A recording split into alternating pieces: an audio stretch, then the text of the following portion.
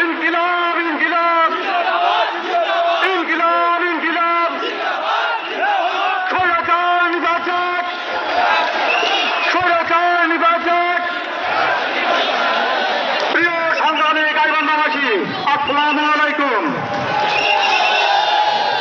আমরা গাইবান্ধা ইসলামিয়া মাঠে একত্রিত হয়েছি 6 দলীয় জোট 11 দলীয় জোট।